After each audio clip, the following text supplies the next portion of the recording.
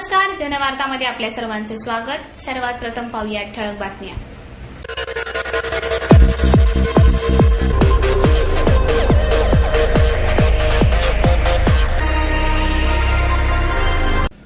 महर्षी कर्वे स्त्री शिक्षण संस्थेच्या वतीने देण्यात येणारा बाया कर्वे पुरस्कार डॉक्टर माया तुळपुळे यांना प्रदान। लवासा प्रकरणी हिवाळी अधिवेशनात आवाज उठवणार शिवसेना नेत्या डॉक्टर नीलम गोरे यांची माहिती। राज्याच्या विकासासाठी जमीन संपादित करणे गरजेचे आहे, उपमुख्यमंत्री अजित पवार यांचे प्रतिपादन।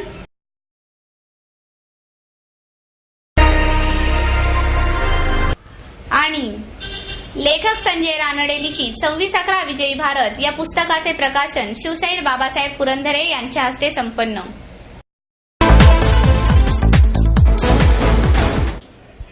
महर्षी कर्वे स्त्री शिक्षण संस्थेच्या वतीने देण्यात येणारा बाया कर्वे पुरस्कार डॉक्टर तुळपुळे यांना प्रदान करण्यात आला।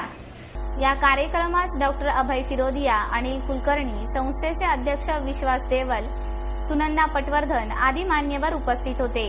यावेळी महाजन म्हणाल्या, समाजासाठी झटणाऱ्यांना आत्मविश्वास देण्याची गरज आहे। अशा व्यक्तींची ओळख समाजाला होणे आवश्यक आहे। डॉक्टरांकडून सामाजिक अपेक्षा केल्या जातात, पण प्रवेशावेळी लाखो रुपयेही घेतले जातात।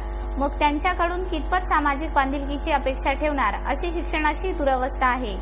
समाज प्रबोधन करणाऱ्या संतांच्या मालिकेतील महर्षी कर्वे हे आहेत, असे सांगून डॉक्टर फिरोदिया म्हणाले, महाराष्ट्रातील स्त्रियांनी देशाला दिशा देण्याचे काम केले आहे।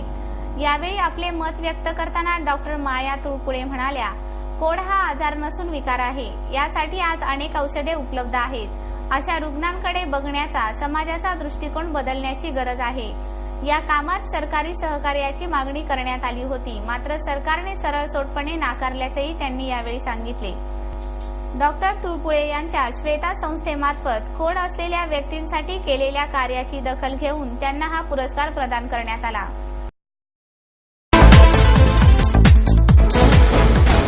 लवासा प्रकरणी हिवाळी अधिवेशनात आवाज उठवणार, अशी माहिती शिवसेना नेत्या डॉक्टर नीलम गोरे यांनी दिली। आदिवासी भूमिहीन असलेल्या शेतकऱ्यांचे हस्तांतर लवासाने कुठल्या मुद्द्यावर केले? मूळच्या गावांना पाणी, वीज देण्याची जबाबदारी लवासाची असून देखील त्यांचा किती टप्प्यात विकास केला? लवासा ग्रामपंचायतीला कर भरते का? त्याचबरोबर त्याबाबतची अंमलबजावणी, शहराचा विकास आराखडा, पोलीस यंत्रणा सुधारण्याकरिता गृहमंत्र्यांनी आपले लक्ष केंद्रित करावे। या सर्व मुद्द्यांकडे 1 डिसेंबर पासून सुरू होणाऱ्या हिवाळी अधिवेशनात आवाज उठवणार असल्याचे शिवसेनेच्या उपनेता, जिल्हा संपर्क प्रमुख आमदार डॉक्टर नीलम गोरे यांनी पत्रकार परिषदेत सांगितले। यावेळी शिवसेना शहर प्रमुख नाना वाडेकर, जिल्हा प्रमुख मच्छिंद्र खराडे, रघुनाथ कुचिक, बाबा धुमाळ, महापालिका गटनेते श्याम देशपांडे, नगरसेवक सुनील झगडे आदी मान्यवर उपस्थित होते। डॉक्टर आमदार नीलम गोरे म्हणाल्या, विभागीय आयुक्त दिलीप बंड यांच्याकडे लवासा संदर्भात कोणते खटले सुरू आहेत ते सांगावे। 26/11च्या दहशतवादी हल्ल्याबाबत रामप्रधान समितीने दिलेला अहवाल जनतेपुढे सादर करण्यात यावा। सरकारने त्यावर कुठली अंमलबजावणी केली हे स्पष्ट करावे। त्याचप्रमाणे SEZ प्रश्नी विधेयकाचा पुनर्विचार व्हावा। या सर्व प्रकारच्या मागण्या हिवाळी अधिवेशनात करण्यात येणार आहे।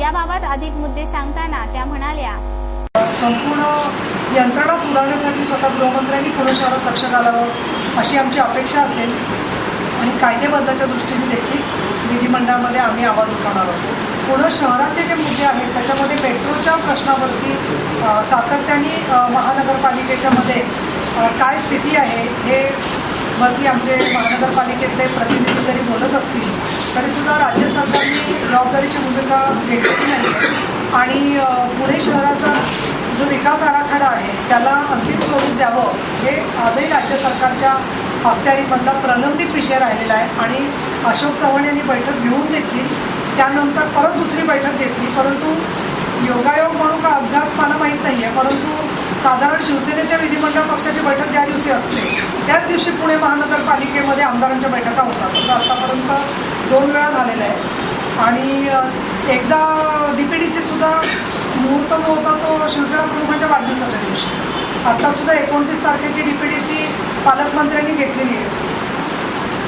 1 तारखेला अधिवेशन चालू आहे, 30 तारखेला आदल्या दिवशी विरोधी पक्षाच्या आमदारांची बैठक होते त्यामुळे साधारणपणे आमदार ट्रेननी जाणं असं अपेक्षित असेल तर 29ला DPDC घेणं काही योग्य नाही आहे. कुठल्या गावातले किती खटले प्राप्त झालेले आहेत, किती जमिनींबद्दलचे खरंच घोटाळे आहेत, याची वस्तुस्थिती जनतेसमोर आली पाहिजे आणि म्हणून मला विभागीय आयुक्तांनी लेखी पत्र द्यावं असं मी त्यांच्याकडे मागणी केली. आणि अधिवेशनामध्ये आमची मागणी राहणार आहे की लवासानं त्यांनी कुठल्या कुठल्या नियमांचा भंग केला आणि त्या शर्तींमधून त्यांना सुटका कशा पद्धतीने दिली गेली हे माहिती झालं पाहिजे. आज एक लवासाने निवेदन छापलेलं आहे की न्यूयॉर्क टाइम्सनी त्यांची बदनामी केली, त्याच्याबद्दल कशा प्रकारने पैसे त्यांना दंड भरावा लागला. माझा यातला मुद्दा एकच आहे की वस्तुस्थितीवर आधारित माहिती लोकांनी विचारणं हा काही गुन्हा होऊ शकत नाही आणि म्हणून त्याच्याबद्दलची माहिती न्यूयॉर्क टाइम्सने काय छापली किंवा नाही छापली या मला प्रश्नात जायचं नाही आहे. परंतु कुठेतरी माध्यमांवरती अप्रत्यक्षरित्या त्यांनी जास्त जबाबदारी सांभाळावी असं काही लवासाला सूचित करायचं का काय मला माहीत नाही आहे.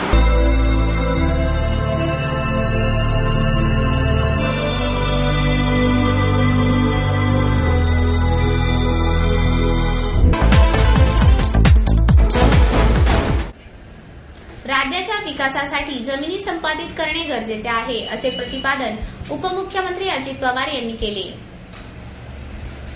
पुणे पत्रकार संघ आणि प्रतिष्ठानच्या वतीने आयोजित वार्तालापात पवार बोलत होते. यावेळी पत्रकार संघाचे अध्यक्ष श्याम दौंडकर, प्रतिष्ठानचे अध्यक्ष शशिकांत भागवत उपस्थित होते. यावेळी दोघांनी मिळून पवार यांचा सत्कार केला. यावेळी महापौर मोहनसिंग राजपाल, जिल्हा परिषद अध्यक्ष सविता दगडे, राष्ट्रवादीच्या शहराध्यक्षा आमदार वंदना चव्हाण, आमदार बापू पठारे, आमदार अनिल भोसले, म्हाडाचे अध्यक्ष अंकुश काकडे आदी मान्यवर उपस्थित होते. यावेळी बोलताना पवार म्हणाले, नवी मुंबई विमानतळाद्वारे 1 लाख नागरिकांना रोजगार मिळणार आहे. पुणे विमानतळ प्रस्तावित जागेवर झाले नाही तर खासगी जागेत विमानतळास परवानगी देण्यात येईल. राज्यातील महापालिकेच्या कामाबाबत असमाधान व्यक्त करताना पवार म्हणाले, विकास मार्गातील अडचणी सांगण्याऐवजी त्या अडचणींवर मात करण्याचे मार्ग सुचवा. मुख्यमंत्री पृथ्वीराज चव्हाण यांच्या केंद्रातील अनुभवाचा फायदा प्रशासनाला गती देण्यासाठी होईल. यामुळे राज्याच्या विकासाला चालना मिळेल. राज्याला 2012 पर्यंत भारनियमन मुक्त करण्यासाठी वीज प्रकल्प उभारण्याचे गरजेचे आहे आणि जैतपूर येथील अणुऊर्जा वीज निर्मिती प्रकल्पासंदर्भात केंद्रीय पर्यावरण मंत्री जयराम रमेश यांची भेट घेतली जाणार आहे. विकासाआड राजकारण आणणार नाही असे सांगताना पवार म्हणाले, विकासासाठी राजकीय इच्छाशक्तीची गरज आहे आणि आपल्याकडे असलेल्या अर्थसहाय्याचा राज्याला फायदा होईल. मुख्यमंत्री आणि उपमुख्यमंत्री पश्चिम महाराष्ट्राचे असले तरीही मराठवाडा, विदर्भ, कोकण या प्रादेशिक भागांवर अन्याय होणार नाही. तसेच अवकाळी पावसाचा फटका बसलेल्या शेतकऱ्यांना आर्थिक मदत करण्यात येईल. राज्याबरोबरच शहराचा विकास करताना वाहतूक समस्या सोडविण्यासाठी टाउन प्लॅनिंगचे काम करण्यात येईल. शहराच्या पिण्याच्या पाण्याचा प्रश्न, वाहतुकीचा प्रश्न, ड्रेनेजची व्यवस्था या स्थानिक प्रश्नांवर महापालिकेने लक्ष देण्याची गरज आहे असे सांगताना पवार म्हणाले, शहराच्या विकासासाठी मुंबईतून शक्य तेवढी मदत करण्यात येईल. अशोक चव्हाण यांनी शेवटच्या टप्प्यात शहराच्या विकासासंदर्भात घेतलेल्या निर्णयाविषयी बोलताना पवार म्हणाले, शहराच्या विकासाआड येणारे आरक्षण तयार केले असेल तर त्यावर स्थगितीची मागणी करण्यात येईल. दर्जाचं विमानतळ बरेच दिवस आम्ही लोकप्रतिनिधींशी बोलतोय. राजकीय जीवनामध्ये काम करत असताना सत्ता असल्यानंतर विरोधी पक्षाचा कोण आणि सत्ताधारी पक्षाचा कोण ह्याचा विचार फार न करता विकास कामाच्या बाबतीमध्ये आपण त्याच्यातनं मार्ग काढला पाहिजे ही भूमिका माझ्या स्वतःची आहे. आणि त्याच्यामध्ये बोलत असताना काही जण हे व्हावं न व्हावं शेतकऱ्यांचं काय म्हणणं आहे. तुम्ही मला सांगा की कुठली डेव्हलपमेंट होत असताना शेतकऱ्यांच्या जमिनी किंवा कुठल्या तरी जमीन धारकाच्या जमिनी घेतल्याशिवाय त्या डेव्हलपमेंट होत नाही. त्याला योग्य मोबदला मिळावा, त्याला चांगलं पुनर्वसन करावं, त्यांच्या पुढच्या पिढीचं भलं व्हावं, याकरता काहीतरी लॉंग टर्मचं नियोजन असावं. हे सगळं आम्ही करू पाहतोय. आंतरराष्ट्रीय दर्जाचा विमानतळ आपला पुण्याचा एकदा काम सुरू झाल्यानंतर मी प्रायव्हेटवाल्यांना पण काहींना सांगितलं की कुणाच्या 1000-1500 एकर जमीन असेल किंवा 4-5 लोकांच्या मध्ये मिळून असेल तरी आपण त्या ठिकाणी घेऊ. पण एक मात्र मी सांगेन की पुण्यावरून नाशिकला जाताना गव्हर्नमेंटनी अक्वायर करून घेतलेल्या जमिनीमध्ये विमानतळ करायचं झालं तर तो जाताना डाव्या बाजूला असेल आणि जर प्रायव्हेटमध्ये विमानतळ करायचं झालं तर तो त्या रस्त्याच्या उजव्या बाजूला असेल. या पद्धतीनं त्याच्यामध्ये आम्ही आता पुढे जातोय. हे सगळं झाल्यानंतर नव्या नेलं गेलं पाहिजे असं जे वाटतं ते करण्याच्या करता आम्ही मनापासून प्रयत्न करणार. काम कठीण आहे, आव्हानं खूप आहेत, लोकांच्या अपेक्षा खूप वाढलेल्या आहेत आणि हे सगळं करत असताना आमदारांना, इतर लोकप्रतिनिधींना पण सन्मानाने बरोबर घेऊन जायचंय आणि त्याच्यामुळं वेगवेगळ्या राज्यातल्या मुख्यमंत्र्यांचा कारभार बघितल्यानंतर जे चांगला कारभार करतात त्याचं समर्थन तिथल्या राज्यातली जनता करते, जे चुकीचं करतात त्यांना खाड्यासारखं बाजूला करते.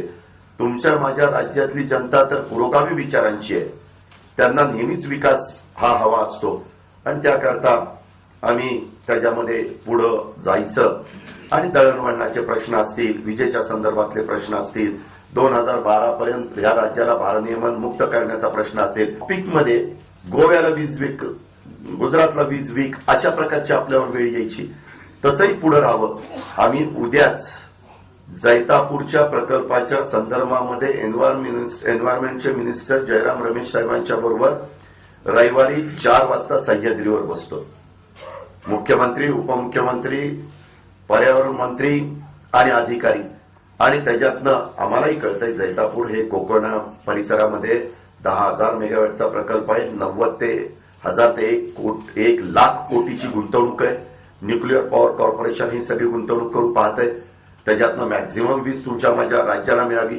म्हणजे आज राज्याची डिमांड आहे 14,000 ते 15,000 आणि राज्य वीज निर्मिती करते 11,000. 4,000चं 3,000चं कधी कधी आम्हाला भारनियमन त्या ठिकाणी करावं लागतं. म्हणजे एकच प्रकल्प इतका मोठा त्या ठिकाणी येतोय आणि महासत्ता ज्या ज्या आहेत, जे महत्वाचे प्रगत देश आहेत, त्या सगळ्यांच्या मध्ये वीज उत्पन्न करण्याचं महत्वाचं साधन न्यूक्लिअरच आहे आणि त्याकरता मागं सरकार देखील पणाला लागलेलं होतं की न्यूक्लिअर अणुकरार करायचा का नाही आणि त्या अणुकराराचं पण समर्थन जनतेने केलं, खासदारांनी केलं आणि नंतर सत्ता पुन्हा युपीए सरकारची त्या ठिकाणी आली. कुठेही जातपात भेदभाव हे करायचं मनामध्ये अजिबात नाही. जातीय सलोखा राहावा, राज्य प्रगतीपथावर जावं, हे सगळं करत असताना मी पुण्याचा, स्वतः पृथ्वीराजजी कराडचे म्हणजे साताऱ्याचे, दोघंही पश्चिम महाराष्ट्रातले. काही लोकांना वाटतं की आता हे दोघंही पश्चिम महाराष्ट्रातले असल्यावर पश्चिम महाराष्ट्राला खूप झुकतं माप मिळणार का?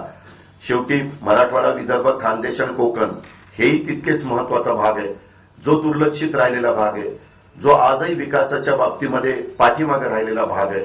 त्यालाही नुसतंच उपमुख्यमंत्री पद नाहीये तर त्याला अर्थ आणि नियोजन खात्याची जोड असल्यामुळं खूप मोठा प्लॅन आणि नॉन प्लॅनचा निधी हा आम्ही सगळेच जण निर्णय घेत असलो तरी शेवटी फायनल निर्णय हा माझ्याकडे असतो आणि त्याच्यातनं आपल्याला ज्या दुर्लक्षित वर्गाला कसं त्याच्यातनं मदत करता येईल अशा पद्धतीनं सामाजिक न्यायाचं निमित्तानं पुढे जाण्याचा प्रयत्न हा माझा स्वतःचा राहणार आहे. लेखक संजय रानडे लिखित 26/11 विजयी भारत या पुस्तकाचे प्रकाशन शिवशाहीर बाबासाहेब पुरंदरे यांच्या हस्ते करण्यात आले. यावेळी पुस्तकाचे लेखक संजय रानडे, ब्रिगेडियर हेमंत महाजन आदी मान्यवर उपस्थित होते. यावेळी बोलताना बाबासाहेब पुरंदरे म्हणाले, देशाचा नागरिक म्हणून आपलीही काही कर्तव्ये आहेत याची जाणीव सर्वांनी ठेवली पाहिजे. आपल्याकडे तरुणांना लष्करी शिक्षण दिले जात नाही. नॅशनल कॅरेक्टर म्हणजे काय हेही आपल्याला कळालेले नाही. त्यामुळे कर्तव्याची जाणीव सर्वांना झाली पाहिजे. काहीही करण्याची नागरिकांमध्ये ताकद आहे आणि त्या ताकदीला योग्य मार्गदर्शन मिळाले पाहिजे. दंड सत्ता आणि विवेक सत्तेमध्येच हे सामर्थ्य आहे.